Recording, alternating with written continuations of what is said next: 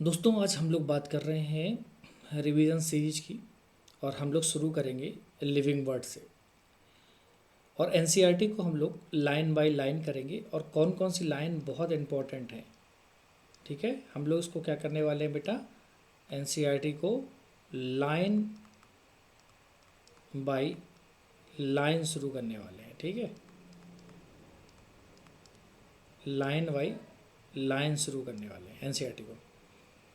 तो देखिए, सबसे पहले आप इनके एक चेहरा देख रहे होंगे अर्नेस्ट मेयर का। 1904 में ये बॉर्न हुए और 2004 में इनकी डेथ हुई। लगभग ये 100 ईयर्स तक ये जिए। ठीक है, ये क्यों इम्पोर्टेंट है, कहाँ ये पैदा हुए थे बेटा, ये जर्मनी में, कैम्पटन की जर्मनी में पैदा हुए थे ये।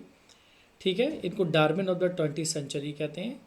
और ये एक इम्यूनिस्ट जूलॉजिस्ट थे और इन्होंने 3 बार बायोलॉजी में बड़े बड़े प्राइज़ मिले। एक बाल्जन प्राइज़, फिर इंटरनेशनल प्राइज़ फॉर बायोलॉजी इन 1994 और तीसरा क्रैफोर्ड प्राइज़ मिला था 1999 में। ठीक है भाई, अब हम लोग बेटा जो शुरू करने जा रहे हैं वो लिविंग वर्ड, और लिविंग वर्ड में हम लोग देखेंगे diversity in the living word. ठीक है, व्हाट इज़ लिविंग, वो सब चीज़ें अब न्यू एनसीईआरटी में नहीं है। तो लिविंग को डिस्क्राइब करना कि कौन कौन से फैक्टर होते थे जिसकी वजह से लिविंग एनिमल को माना जाता है, वो अब हमारे सिलेबस में नहीं रहा। तो हम लोग शुरू करेंगे diversity in the living world. और ये हम लोग जो भी कर रहे हैं ना, वो न्यू एनसीईआरटी के बेस पर कर रहे हैं। किसके बेस पे कर रहे हैं बेटा, ये जो हमारा जो भी है ना, वो न्यू एनसीईआरटी पर बेस्ड है। अब देखो, हम लोग डाइवर्सिटी की बात करें बेटा, हमारे आसपास बहुत सी वैरायटीज़, ऑर्गेनिज्म की बहुत सारी वैरायटीज़ मिलती हैं। हमारे आसपास क्या है बेटा, लिविंग ऑर्गेनिज्म की बहुत सारी वैरायटीज़ मिलती हैं। और ये वैरायटीज़ क्या काम कर रही हैं, जितनी भी वैरायटीज़ हैं, जैसे कि आप देख सकते हो लिविंग वर्ड में बहुत सारी डाइवर्सिटी भी मिलती है। जैसे वैरायटीज़ प्लांट्स हैं, इंसेक्ट्स हैं, वर्ड्स हैं, पेट्स हैं, अदर एनिमल्स हैं, बहुत सारे प्लांट्स हैं, पॉटेड प्लांट्स हैं, इंसेक्ट्स हैं। तो लार्ज वैरायटी है लिविंग ऑर्गेनिज्म के हमारे आसपास। ठीक है, लेकिन अभी तक जो अर्थ पर जो लिविंग ऑर्गेनिज्म की जो एक माना जाता है कितनी स्पीसीज़ हैं, तो रेंज है ना, नंबर ऑफ स्पीसीज़ की जो रेंज है वो 1.7 टू 1.8 मिलियन है। बेटा याद रखिएगा, यह कन्फ्यूज़न वो आपके ऑप्शन में बिलियन करके दे सकता है, तो आपको याद रखना है मिलियन। और इस पर क्वेश्चन 2010 में आ चुका है बेटा। ठीक है, तो हमारी अर्थ पर पाए जाने वाले बहुत प्रकार के ऑर्गेनिज्म को मिलाकर हम क्या बोलते हैं बेटा, बायोडाइवर्सिटी। बहुत सारे प्लांट्स हैं, एनिमल्स हैं, इंसेक्ट्स हैं, जितने भी ऑर्गेनिज्म हैं उन सबको मिलाकर हम क्या करते हैं, बायोडाइवर्सिटी। ठीक है बेटा, तो बायोडाइवर्सिटी का मतलब क्या है बेटा, type of organism present on earth. ठीक है, अब हम सब, अब देखो बेटा, हम सभी प्लांट्स और एनिमल्स को उनके उनके लोकल नाम से जानते हैं। ठीक है, लोकल नाम एक ही कंट्री में प्लेसेस टू प्लेसेस बदलते रहते हैं। अब देखो बेटा, अगर हम बात करें यहाँ पर नॉमेनक्लेचर की, नॉमेनक्लेचर क्या होगा बेटा, नॉमेनक्लेचर का मतलब क्या है, किसी का नाम क्यों रखते हैं, ताकि हम उसको एक पहचान दे सकें। तो नॉमेनक्लेचर की प्रोसेस में प्रत्येक ऑर्गेनिज्म को एक हम क्या करते हैं, स्टैंडर्ड नाम देते हैं। क्या करते हैं बेटा, इनको एक स्टैंडर्डाइज द नेमिंग, स्टैंडर्ड नाम देते हैं, जिससे कि उसको उसी नाम से पूरे वर्ल्ड में जाना जा सके। जैसे आपका नाम जो भी है, आप उस नाम से दुनिया में जाने जा सकते हैं, अपने आसपास के इन्वायरमेंट में जाने जाते हैं। उसी प्रकार हम प्लांट्स और एनिमल्स को भी डिस्क्राइब करते हैं। अब देखिए, दूसरी बात करते हैं बेटा, आइडेंटिफिकेशन। आइडेंटिफिकेशन क्या होती है, किसी ऑर्गेनिज्म को कैरेक्टर्स के बेसिस पर आप आइडेंटिफाई करो। क्या करते हैं बेटा, हम किसी ऑर्गेनिज्म को क्या करते हैं, उसके कैरेक्टर्स के बेसिस पर हम आइडेंटिफाई करते हैं। ठीक है, और उसको बहुत सारे साइंटिस्ट ने प्रत्येक नोन ऑर्गेनिज्म को साइंटिफिक नेम देने की एक प्रोसीजर अपनाया। क्या अपनाया, एक प्रोसीजर अपनाया। और इस प्रोसेस को वर्ल्ड के बहुत सारे जितने भी बायोलॉजिस्ट हैं उन्होंने एक्सेप्ट किया है। ठीक है, तो यही क्या है बेटा, यही कहलाता है आइडेंटिफिकेशन। अब समझो बेटा, आइडेंटिफिकेशन में 2 नाम बड़े इंपॉर्टेंट हैं। ठीक है, ICBN आपने देखा होगा ना, ये ICBN, व्हाट इज ICBN। ठीक है, इस पर एक बार क्वेश्चन आ चुका है 2007 में, तो इसका फुल फॉर्म पूछा था वहाँ पर, international code of botanical nomenclature. Botanical nomen, इसमें प्लांट्स के साइंटिफिक नेम, आईसीबीएन में क्या होता है बेटा, बॉटनी है, बॉटनी प्लांट्स रिलेटेड, प्लांट्स के साइंटिफिक नेम के लिए प्रिंसिपल और क्राइटेरिया दिए गए हैं। इसी प्रकार है ICZN, international code of geological nomenclature. इसमें क्या किया गया बेटा, एनिमल्स के नोमेनक्लेचर के लिए इसको यूज करते हैं। तो साइंटिफिक नेम यह सर्टिफाई करता है कि एक ही नाम किसी दूसरे नोन ऑर्गेनिज्म का ना हो, जैसे किसी का एक नाम है तो दूसरे का ना हो। तो यूनिवर्सली जो एक्सेप्टेड प्रिंसिपल्स के अनुसार हर नाम में दो कंपोनेंट होते हैं बेटा, एक होता है बेटा जेनेरिक नेम और दूसरा होता है बेटा स्पेसिफिक इपिथेट। पहला क्या होता है बेटा, जेनेरिक नेम, और दूसरा क्या होता है बेटा, स्पेसिफिक इपिथेट। तो हर नेम में कितना हो गया बेटा, दो कंपोनेंट। ठीक है, अब ये जो नामकरण प्रणाली है ना, ये जो इसको दो नाम वाली प्रोसेस है, इसको बायनोमियल नोमेनक्लेचर कहते हैं। क्या कहते हैं बेटा, बायनोमियल नोमेनक्लेचर कहते हैं। और इस बायनोमियल नोमेनक्लेचर को का ये जो नाम दिया था ना, वो कैरोलस लीनियस ने दिया था। ये जो इस नामकरण का प्रोसेस है, जो नेमिंग का प्रोसेस है, ये जो उसको कैरोलस लीनियस ने दिया था। ठीक है, तो ये दो शब्दों वाला नेमिंग सिस्टम, ये जो दो शब्दों ने बहुत ही कन्वीनियंट है, बहुत ही सुविधाजनक है। जैसे एग्जांपल देख लेते हैं, हम लोग एग्जांपल ले लेते हैं मैंगो का। मैंगो को साइंटिफिक नेम होता है मैंगो फेरा इंडिका। क्या होता है बेटा, मैंगो फेरा इंडिका। तो यहाँ पर मैंगी फेरा क्या है बेटा, मैंगी फेरा बेटा इज द जीनस।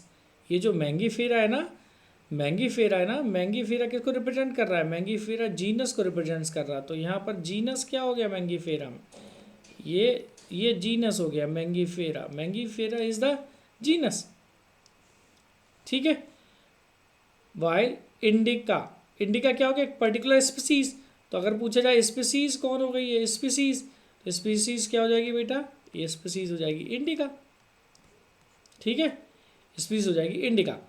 तो आप समझ रहे हैं, पर्टिकुलर स्पीसीज या पर्टिकुलर, इसको इपीथेट भी कह सकते हो आप, स्पीसीज कह दो, या फिर इसको आप इपीथेट भी कह सकते हो, इपीथेट कह दो।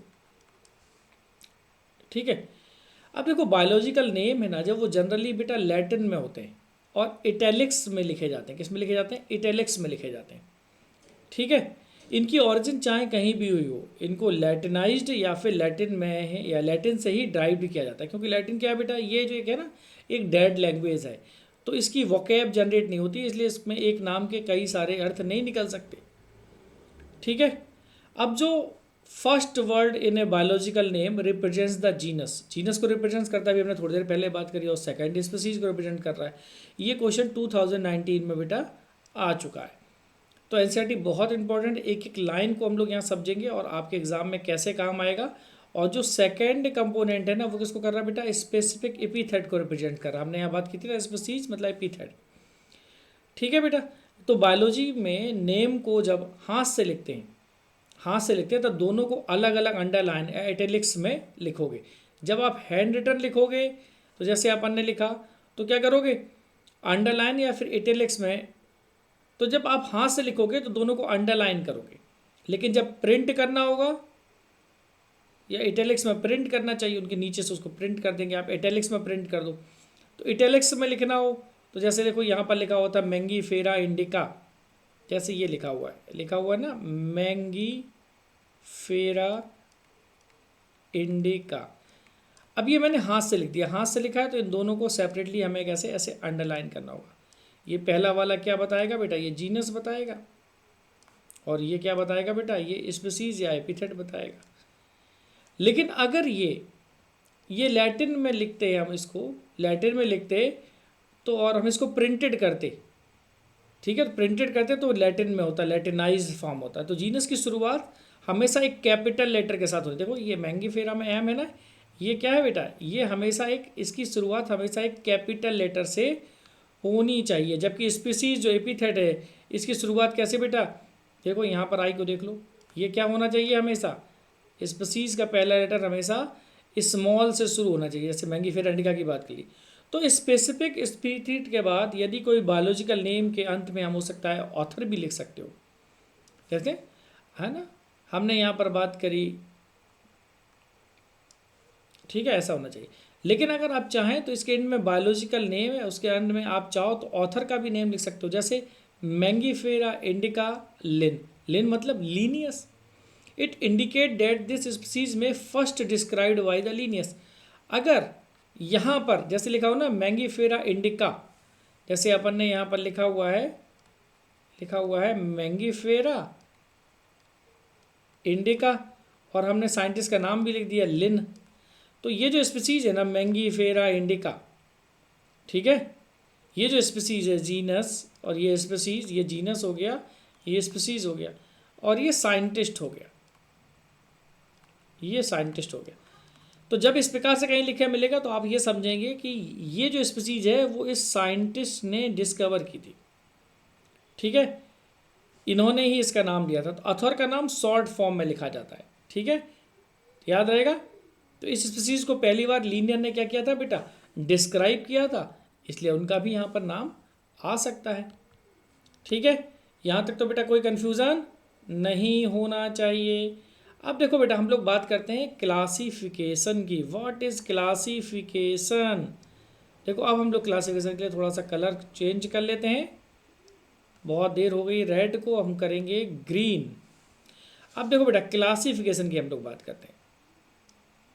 तो क्लासिफिकेशन क्या है बेटा? एक इट इज़ ए प्रोसेस, एक प्रोसेस है, ठीक है, जिसमें कुछ इजीली ऑब्जर्वेबल कैरेक्टर्स के बेसिस पर किसी को बहुत सुविधाजनक कैटेगराइज करते हैं।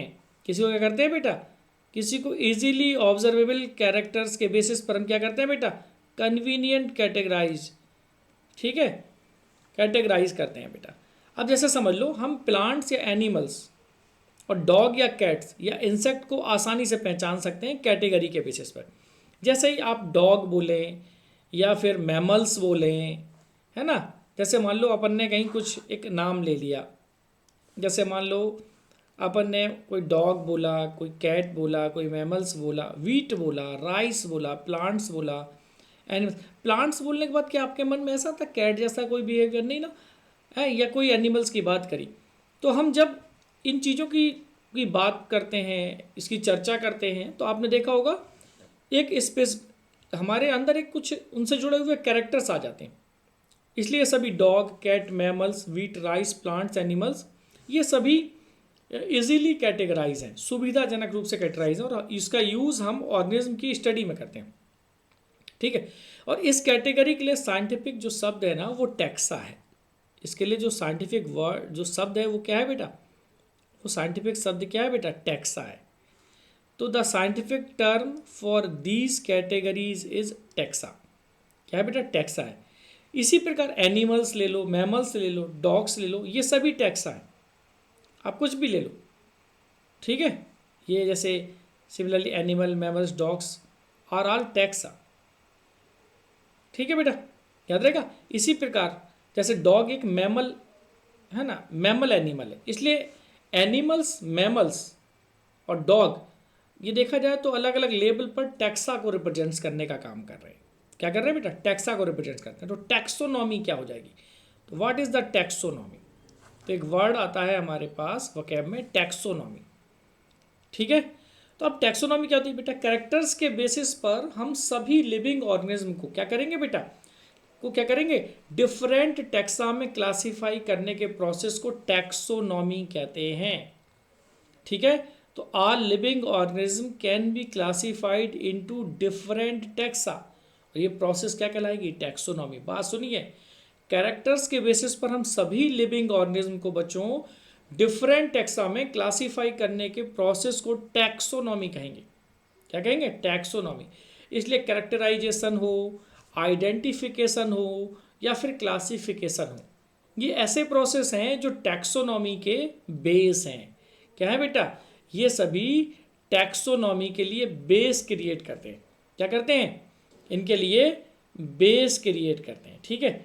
अब अर्लीस्ट क्लासिफिकेशन की अगर हम लोग बात करें, ये विभिन्न ऑर्गेनिज्म के यूजेस पर बेस्ड था। ये क्या था बेटा? ये विभिन्न जितने भी ऑर्गेनिज्म हैं उनके यूजेस पर बेस्ड था, ठीक है। तो अर्ली डेज में ह्यूमन को अपनी बेसिक नीड जैसे फूड, क्लॉथ और शेल्टर के लिए नए सोर्सेस खोजने पड़ते थे। ठीक है। अब देखो, सिस्टमेटिक एक टर्म इस्तेमाल होता है, एक टर्म और इस्तेमाल होता है बेटा यहाँ पर एनसीईआरटी में, सिस्टमेटिक्स। What is systematics? ये एक लैटिन का वर्ड है बेटा, जिसको हम लोग बोलते हैं सिस्टमा। सिस्टम सुना, ऐसे सिस्टमा, जिसका मतलब होता है किसी भी ऑर्गेनाइजेशन का सिस्टमेटिक अरेंजमेंट, किसी भी ऑर्गेनाइजेशन का सिस्टमेटिक अरेंजमेंट। ठीक है भाई, ये सब सिस्टमेटिक। अब लीनियस ने अपनी एक बुक पब्लिश की थी, इसका टाइटल था सिस्टमा नेचुरे। क्या नाम था? एक लीनियस की बुक थी, इसका नाम था सिस्टमा नेचुरे। किसने लिखी थी बेटा? लीनियस। ये लीनियस की बुक थी। अब मेरी बात सुनो, ठीक है। अब सिस्टमेटिक्स में आइडेंटिफिकेशन, नॉमेनक्लेचर और क्लासिफिकेशन को इंक्लूड करके इसका क्या करेंगे बेटा, इसका स्कोप बाद में बढ़ा दिया गया। इन सब के इस्तेमाल को, इसके यूज़ को, जैसे आइडेंटिफिकेशन करना, आइडेंटिफाई कर लो क्या है, उसके कैरेक्टर्स देख लो, फिर नॉमेनक्लेचर किया उन कैरेक्टर्स के बेसिस पे, फिर उसको क्लासीफाई किया, इनको इंक्लूड करके और बाद में इसके स्कोप को और बढ़ाने की कोशिश की गई। ठीक है। तो सिस्टमेटिक्स में ऑर्गेनिज्म के बीच एवोल्यूशनरी रिलेशनशिप्स पर भी ध्यान दिया जाता है। It also accounts the evolutionary relationships between organism. ठीक है। अब हम लोग बात करने वाले हैं बेटा टैक्सोनॉमिक कैटेगरीज का, और इसका जो पहला जो पैराग्राफ है बड़ा इंपॉर्टेंट है। यहाँ से 3 बार क्वेश्चन आए, 1996 में, 1991 में और 1992 में। अब देखो बेटा बड़ा इंपॉर्टेंट है, यहाँ से ये जो कैटेगरी ना, ईच से लेके यहाँ टैक्सॉन तक, इस पर 3 बार क्वेश्चन पूछे गए। अब देखो टैक्सोनॉमिक कैटेगरीज का क्या मतलब है।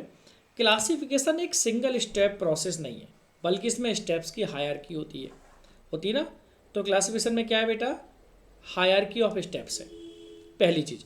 अब क्लासिफिकेशन में इन्वॉल्व होने वाले हम हर ईच स्टेप को हम रैंक और कैटेगरी में क्या करेंगे, रिप्रेजेंट्स करेंगे।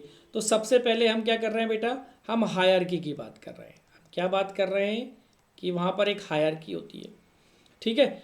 अब इन्वॉल्व होने स्टेप्स के बेसिस पर हम इसको क्या करेंगे, हम इसको रैंक या फिर हम इसको क्या करेंगे बेटा, या इसको कैटेगरी, या हम इसको कैटेगरी से रिप्रेजेंट्स करते हैं।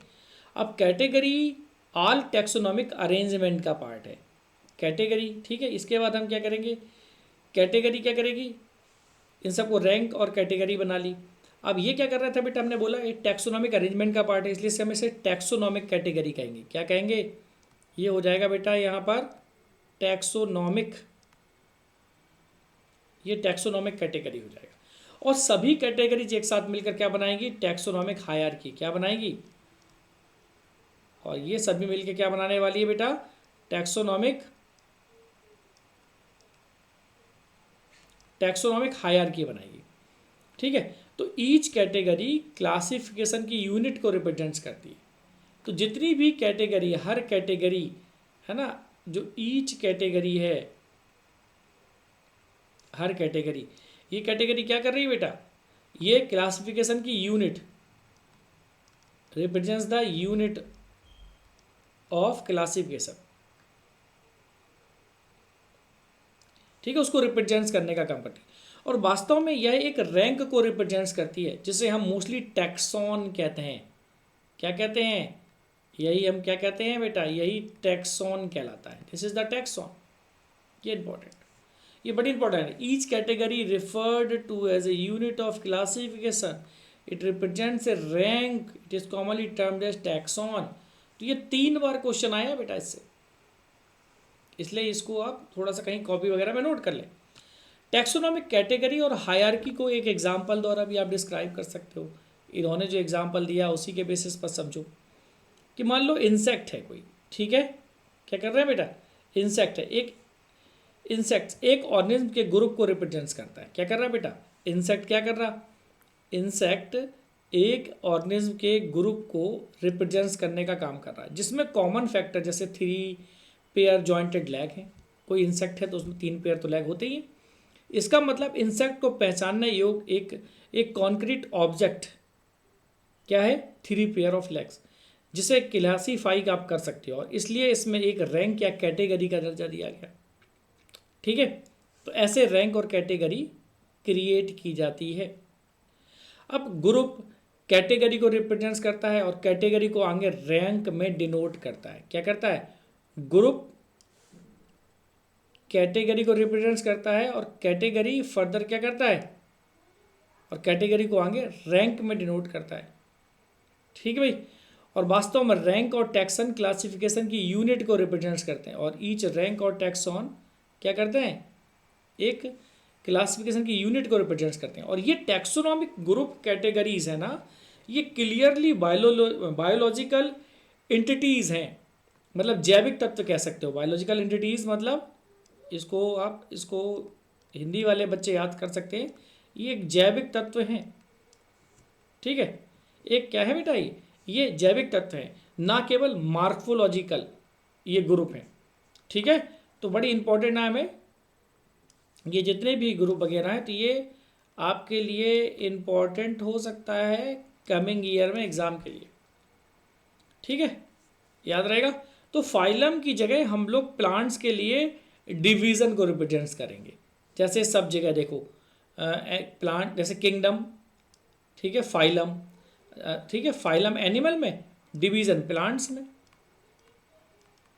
और फाइलम कहाँ पर, फाइलम बेटा हमें एनिमल में इस्तेमाल कर लेंगे, इवन प्लांट में। ठीक है, इस प्रकार उसके बाद फिर क्लास, ऑर्डर, फैमिली, जीनस और स्पीसीज। ठीक भाई, तो ह्यूमन की टैक्सोनॉमिक हायरार्की अगर आप देखें तो, अगर हम ह्यूमन की टैक्सोनॉमिक हायरार्की देखो, मानव की टैक्सोनॉमिक हायरार्की, एनिमेलिया, ह्यूमन की टैक्सोनॉमिक हायरार्की क्या, अपन एनिमेलिया। ठीक है, एनिमेलिया, फिर कॉर्डेटा, फिर मैमेलिया, प्राइमेटा, फिर होमिनिडी और फिर होमोसेपियंस। तो ह्यूमन की टैक्सोनॉमिक हायरार्की हो गई। अगर आपको ह्यूमन की टैक्सोनॉमिक हायरार्की कभी देखनी हो तो, अगर मान लो हमको ह्यूमन की टैक्सोनॉमिक हायरार्की देखनी है, ह्यूमन टैक्सोनॉमिक हायरार्की,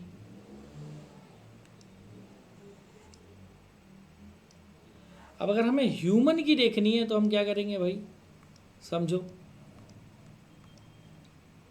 पेन बदलते हैं बेटा, हमने यहाँ पर पेन बदला और ब्लू कर लिया।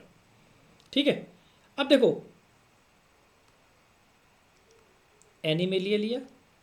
ठीक है, अब हम देखो क्या देख रहे हैं, कोऑर्डिनेट्स, कोऑर्डिनेटा, फिर हमने क्या देखा बेटा, मैमेलिया। ठीक है, प्राइमेट है ना, प्राइमेट हो गया। फिर हम लोग क्या है बेटा, होमिनिडेई में भी आते हैं, और फिर हम लोग जीनस क्या हो गया बेटा, होमो, और स्पीसीज क्या हो गया बेटा, अपना सेपियंस। यही तो है, किंगडम एनिमेलिया, फाइलम कॉर्डेट, ये क्या हो गया बेटा किंगडम, ये क्या हो गया बेटा फाइलम। ठीक है बेटा, ये क्या हो गया क्लास, ये क्या हो गया बेटा ऑर्डर, ये क्या हो गया बेटा फैमिली, ये क्या हो गया बेटा जीनस, ये क्या हो गया बेटा स्पीसीज, और ह्यूमन की टैक्सोनॉमिक हायरार्की क्रिएट हो गई। तो इसी प्रकार बेटा अगर हम लोग बात कर रहे हैं, ठीक है बेटा, तो अब स्पीसीज की बात करते हैं। स्पीसीज समझो, यहाँ पर एक 2023 में लास्ट ईयर ही क्वेश्चन पूछा गया, ये PYQ है सभी। ठीक है, 2023 में ऐसा क्वेश्चन आया, स्पीसीज क्या है बेटा। स्पीसीज इंडिविजुअल ऑर्गेनिज्म का वो ग्रुप है जिसमें फंडामेंटल सिमिलरिटीज होती है। क्या होती है बेटा, ये fundamental similarities, group of individual organism, यहाँ पर कुछ उनमें फंडामेंटल सिमिलरिटीज पाई जाती है तो वो क्या कहलाते हैं बेटा, उनको स्पीसीज कंसिडर करते हैं। ठीक है, one should be able to distinguish one species from the other and closely related species based on the distinct morphological differences. हम किसी भी क्लोजली रिलेटेड स्पीसीज को आसानी से उनकी विभिन्न मार्फोलॉजी के बेसिस पर पहचान सकते हैं। जैसे मैंगीफेरा इंडिका, तो मैंगो, जैसे मैंगीफेरा इंडिका, इंडिका क्या हो गई बेटा, स्पीसीज, ठीक है, मैंगो के लिए इस्तेमाल कर रहे हैं। Solanum tuberosum, potato, Solanum tuberosum क्या हो जाएगा बेटा, पोटैटो। पैंथेरा लियो, लॉयन, ठीक है, ये 3 नेम्स हैं इसमें, इंडिका, ट्यूब्रोसम और लियो, ये स्पेसिफिक एपिथेट है, एक स्पीसीज को रिप्रेजेंट्स कर रहे हैं, नहीं है। जबकि मैंगीफेरा, सोलेनम और पैंथेरा क्या कर रहे हैं बेटा, किसी जीनस को रिप्रेजेंट्स कर रहे हैं, जेनरा को रिप्रेजेंट्स कर रहे हैं। तो ईच ऑर्गेनिज्म में एक या एक से अधिक स्पेसिफिक एपिथेट हो सकते हैं जो समान मॉर्फोलॉजी वाले डिफरेंट ऑर्गेनिज्म को रिप्रेजेंट्स करते हैं। जैसे पैंथेरा का दूसरा स्पेसिफिक एपिथेट टाइग्रिस होता है, ठीक है, पैंथेरा का अगर दूसरा पूछा जाए तो टाइग्रिस होता है, ये बड़ा इंपॉर्टेंट है, ये पूछ सकते हैं क्या किसी का डबल हो सकता है, ठीक है। तो पैंथेरा का क्या होता है अदर, टाइग्रिस होता है। जीनस सोलेनम में निग्रम और मिलोनिग्रा स्पीसीज मिलती है, ठीक है। तो यहां से भी क्वेश्चन बन सकता है, ठीक है। तो ह्यूमन की स्पीसीज क्या है बेटा, सैपियंस, और जीनस क्या है बेटा, होमो, ठीक है। तो माना का जो अपना ह्यूमन का साइंटिफिक नेम है क्या है बेटा, होमो सैपियंस, कितनी सी बात कर रहे हैं। अब जीनस की बात करते हैं।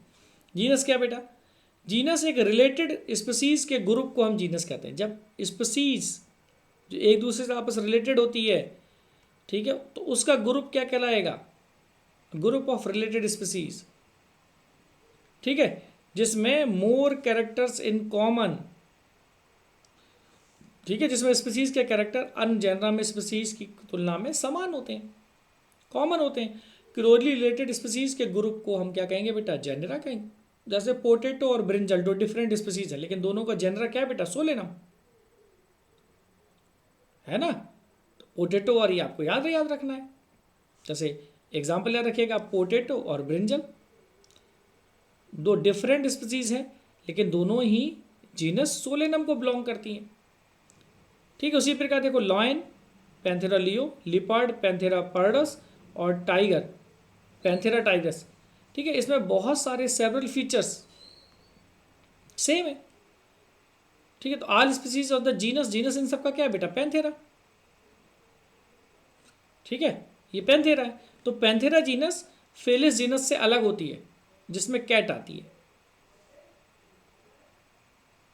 कैट नहीं आती इसमें, कैट किस में हो जाएगी बेटा, फेलिस में, याद रहेगा। चलो बेटा, अब हम लोग बात करते हैं बेटा फैमिली की। तो क्लोजली रिलेटेड जीनस के ग्रुप को क्या कहेंगे हम, क्लोजली रिलेटेड जीनस के ग्रुप को हम क्या कहने वाले हैं बेटा, फैमिली। 2 बार क्वेश्चन आया है, 2001 और 2013 में, वेरी इंपॉर्टेंट है। इसमें जीनस और स्पीसीज की तुलना में कम सिमिलरिटी होती है।